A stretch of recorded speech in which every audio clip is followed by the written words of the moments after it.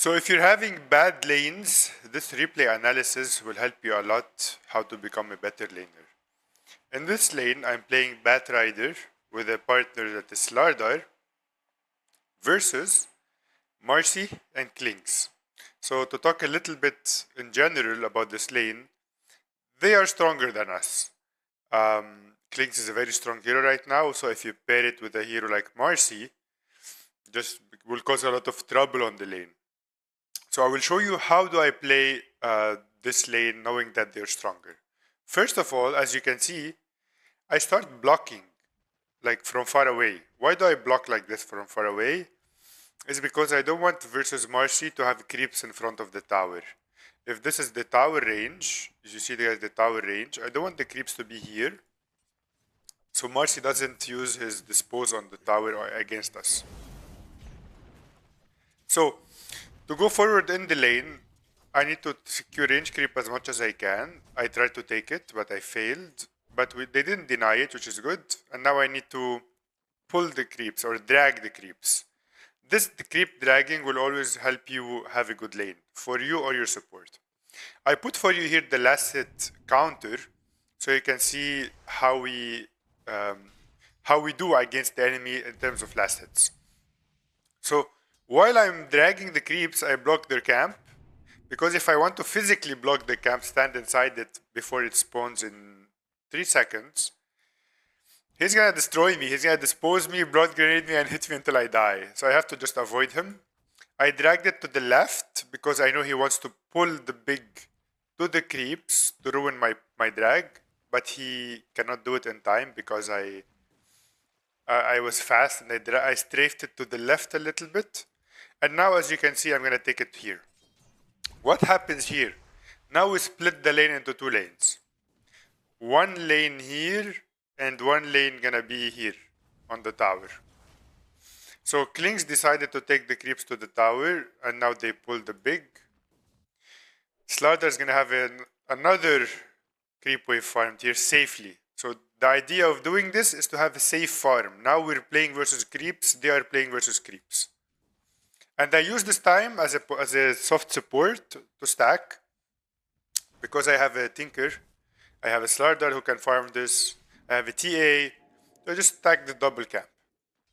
I go back to lane, now we have creeps equilibrium on our tower. This is very important, guys. So now the enemy cannot go on us. Even if they're stronger, our creeps are in front of the tower. We're benefiting from the tower aura, and we're benefiting from like they cannot like run at us because the tower will protect us. One more thing, range creeps are very important. They give a lot of XP. As you can see, we both try to take it because we don't want them to deny it. It's super important. The equilibrium is perfect for us here. We're very happy having the creep wave here. I can hit the enemy a little bit. As you can see, the last hits, Klings has 7, Slaughter has 7. Or like Slaughter is gonna surpass a little bit, but I want you to know that now the lane is even because I did this drag move.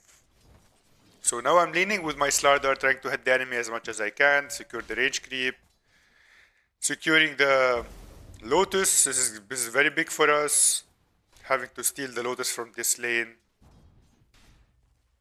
As you can see now, guys, very important. I don't take the creeps to the tower. I take it to the right to keep the equilibrium right here. You see the tower equilibrium? I want to keep it in the tower equilibrium. I don't want to take it to the tower. I don't want it to die quickly. But sometimes you're forced if the enemy will attack you. But most of the times, you're going to have to maintain it in front of it. Now, we have a double wave pushing. I can pressure the Klings a lot. I can drag another creep wave. I block his camp again.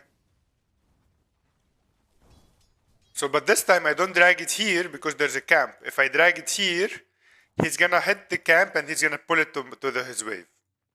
So I drag it the hard way, like the far behind, because I see him now.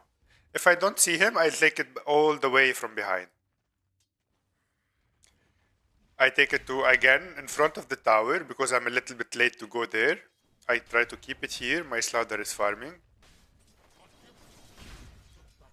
I get some XP with him. My Slaughter is level 4 on this wave.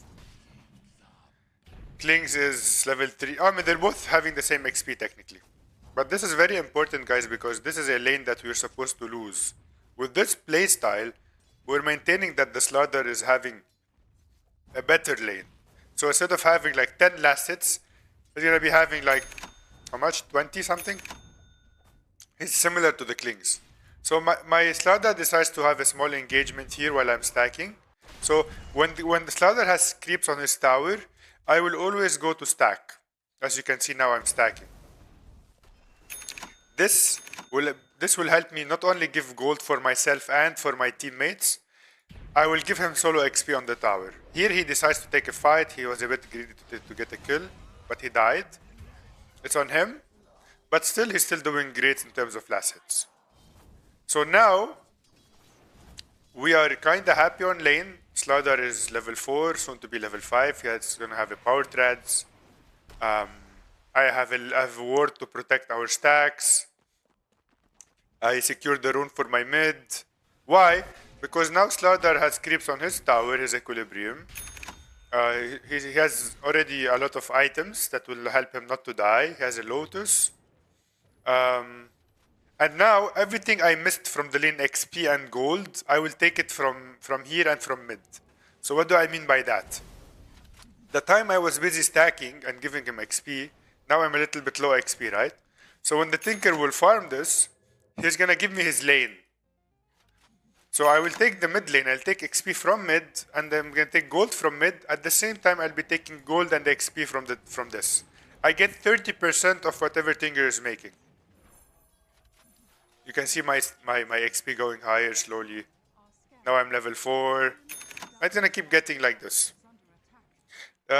With respect to my Slaughter, Slaughter is level 6. Look at his last hits.